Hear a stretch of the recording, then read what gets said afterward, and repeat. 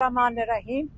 अभी जो सलमान सफदर ने आपको बताया केस का, उसका मैं इमरान खान का पैगाम जो है, जो मैं देने आती हूँ और पहले भी हम देते आए हैं पिछले 2 साल से, वो सिर्फ इमरान खान का पैगाम है। उन्होंने हमें हमें हदायत की भी है कि अपना मेरा पैगाम आप तक, मीडिया तक पहुँचा दें। आज इमरान खान ने वाज़ेह तौर पे ये बात की, और आपने सलमान सफदर से भी सुन ली होगी, कि आज जब केस ख़त्म हो गया था, जो गवाह एक झूठा साबित हो गया, तो उसकी उनसे पूछा कि उसका क्या सजा होती, कितने साल सजा है? 7 साल सजा है। 7 साल। झूठ बोलने के ऊपर 7 साल सजा गवाह को मिलनी चाहिए थी। उल्टा इमरान खान का केस फिर भी चल रहा है। आज तो खत्म हो जाना चाहिए था। जज साहब को तो उसी वक्त कहना चाहिए था जज केस खत्म हो गया।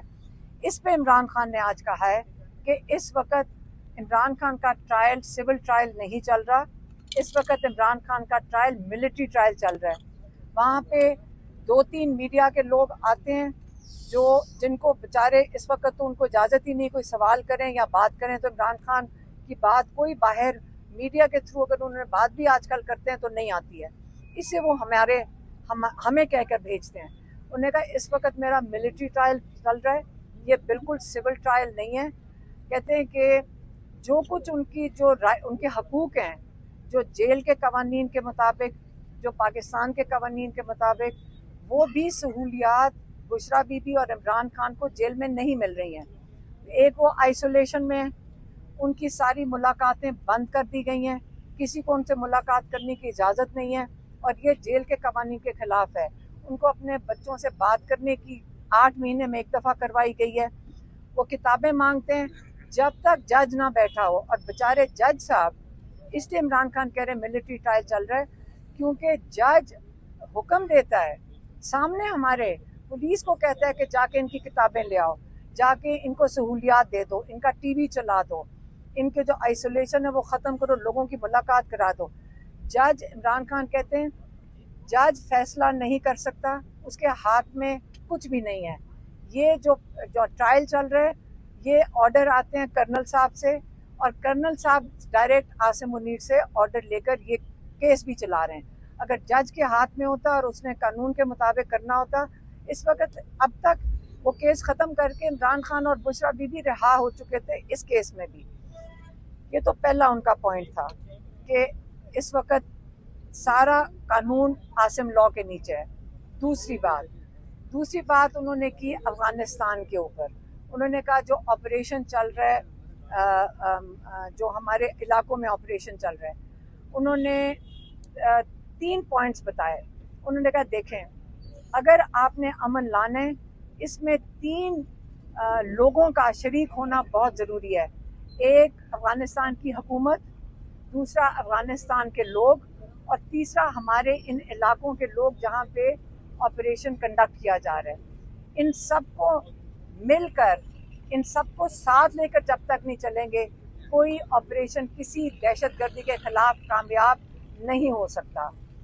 उन्होंने ये कहा कि पहले आपने जो अफगानिस्तान के साथ कर रहे हैं, ये 9 मई की तरह ये फॉल्स फ्लैग है, क्योंकि पहले आपने लोगों को धक्के दे के यहाँ से पाकिस्तान से निकाला।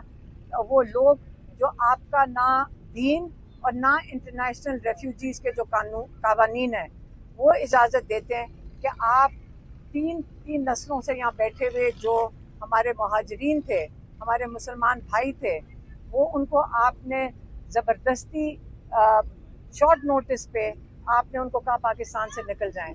और उन्होंने कहा 3 साल से, जब से आसिम मुनीर आए हैं, इन्होंने ये काम शुरू किया। पहले इनको बाहर धक्के दे के निकाला, फिर आपने जाके अफगानिस्तान पे बम गिराए, वो ड्रोन अटैक किए, फिर आपने कहा कि दहशतगर्द आ गए, फिर अपने इलाके के ऊपर आपने ये ऑपरेशन शुरू कर दिया।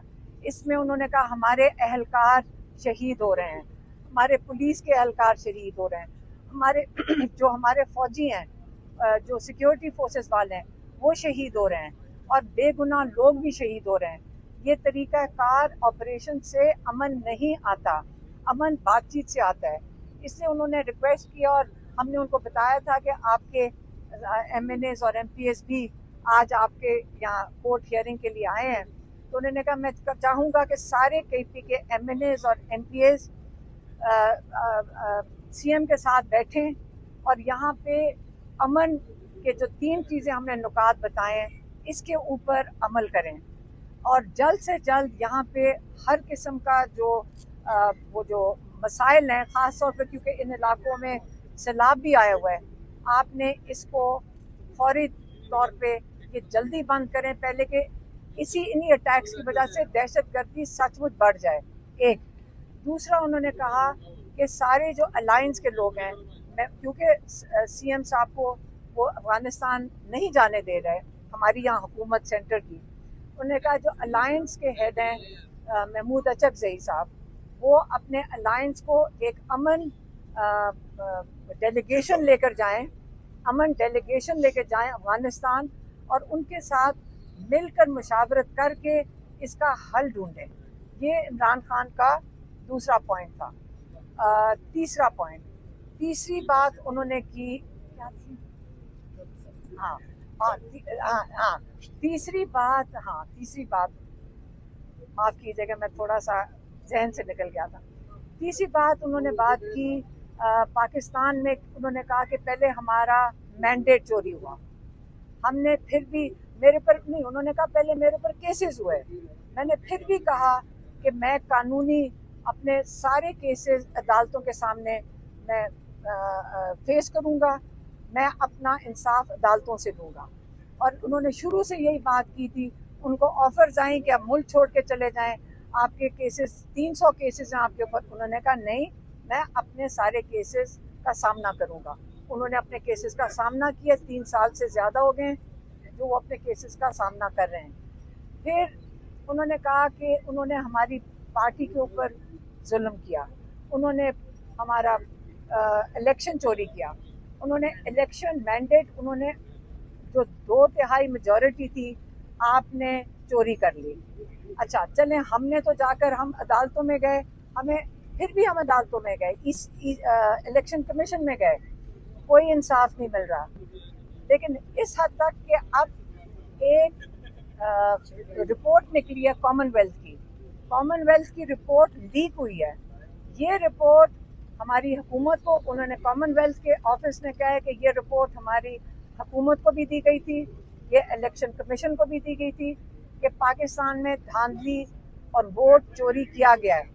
अब जब एक इंटरनेशनल ऑर्गेनाइजेशन ने भी कह दिया है और जो इलेक्शन कमिश्नर है जिसने इसके ऊपर कोई अगला कदम नहीं उठाया, वो है सिकंदर सुल्तान, राजा सिकंदर सुल्तान। और आपको पता है पाकिस्तान का कानून इस पे वोट चोरी के ऊपर बड़ा सख्त है। पाकिस्तान में आप वोट चोरी आर्टिकल 6 लगता है जो गद्दारी के ज़िम्मे में आता है, लेकिन क्योंकि पाकिस्तान में इस वक्त कोई कानून नहीं है, इसके बाद इमरान खान के ऊपर इन्होंने लेकर आए 26वीं तरमीम। उन्होंने कहा लोगों पे गोलियां चलाई, हमने फिर भी इसके लिए कानूनी रास्ते के लिए तरजीह दी। उसके बाद आप 26वीं तरमीम लेकर आए, और 26वीं तरमीम क्यों लेकर आए? आप इसलिए लेकर आए कि जो सारे कोर्ट्स हैं उनको आप अपने गवर्नमेंट डिपार्टमेंट बना लें। उन्होंने ये कहा कि देखें, जब आपने 26वीं तरमीम लाए, उन जजेस को खराज तहसीन पेश करें जिन्होंने सच के साथ रूल ऑफ लॉ के साथ खड़े हुए हैं, उन्होंने अपनी आवाज़ उठाई है, वो पाकिस्तान के हीरोज़ हैं। उन्होंने लियाकत चड्ढा साहब जो कमिश्नर थे, जिन्होंने अपने ज़मीर की आवाज़ पे आकर प्रेस कॉन्फ्रेंस करके बताया कि ये इलेक्शन 50-50 हज़ार वोटों से पिंडी डिवीज़न में PTI जीत रही थी, और उन्होंने बताया कि इसके अंदर राजा सिकंदर सुल्तान और जस्टिस काजी फायज ईसा डायरेक्टली इन्वॉल्व थे इस धांधली के अंदर। इतनी बड़ी बात की, आज चड्ढा साहब किधर हैं? चड्ढा साहब को कहीं उन्होंने बंद कर दिया।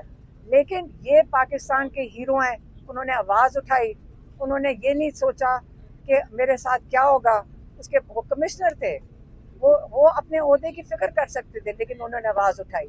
तो इसलिए आप उनको भी खराज तहसीन, वो पाकिस्तान के हीरो वो भी हैं, उन्होंने सच के साथ खड़े हुए। उसी तरह जजेस खड़े हो रहे हैं। ये पाकिस्तान के हीरोज़ हैं, पाकिस्तानी पूरी कौम इनको खिराज तहसीन के अलावा इनके साथ खड़ी हो। और उन्होंने कहा कि अपने मेंबर्स ऑफ पार्लियामेंट के लिए उन्होंने कहा देखें, इस वक्त आसिम लॉ चल रहा है, आपने इसे डरना नहीं है, इसलिए क्योंकि एक फर्द वाहिद अपने फ्यूचर के इक़्तिदार के लिए या आपको जो दबा रहा है, आप अगर इसे डरेंगे या आपको और दबाएंगे। आप हक पे हैं, आप पाकिस्तान के लोगों की नुमाइंदगी कर रहे हैं। आपने ना जेल से डरना है, क्योंकि मैं 2 साल से जेल में बैठा हुआ हूँ। और उन्होंने कहा कि आपको ये जितना आप इनसे खौफ ज़दा होंगे या आपको और दबाएंगे, इसलिए उन्होंने कहा क्रश करेंगे। और तीसरा उन्होंने कहा कि आप देखें पाकिस्तान जो केपी के अंदर कर रहे हैं ये लोग, ये जान के कर रहे हैं, क्योंकि केपी के अंदर एक दफ़ा ANP की हुकूमत के दौरान इन्होंने यही ऑपरेशन किया था और उन्होंने ANP को इसी तरह ही क्रश किया था कि उन्हीं के इलाके में उनकी गवर्नेंस को कमज़ोर किया था। इसलिए केपी की सारे MNAs और MPAs की रिस्पॉन्सिबिलिटी है कि वो CM के साथ बैठकर अमन यहाँ पे कायम करें और गवर्नेंस रिस्टोर करें।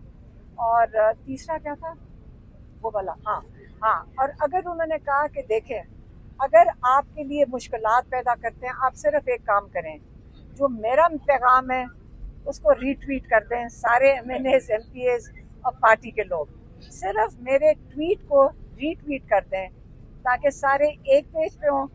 और आखिरी चीज़ उन्होंने कही थी कि मुत्तहिद रहें, बिल्कुल सारी पार्टी, क्योंकि पार्टी पूरी, वैसे तो सारे पार्टी तो एक ही पेज पे है, पूरा पाकिस्तान एक पेज पे है, लेकिन जो बाकी ओहदेदारान हैं वो सारे एक पेज पे रहें, इकट्ठे रहें।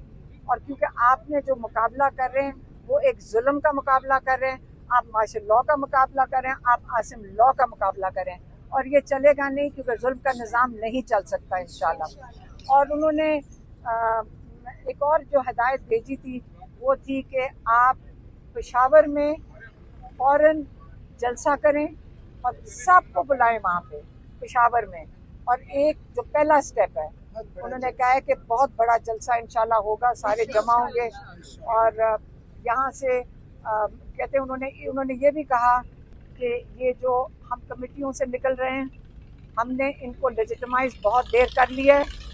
हुकूमत को इल्लीगल हुकूमत, चोरीशुदा मैंडेट की हुकूमत, इसको हमने बहुत देर लेजिटिमाइज किया है।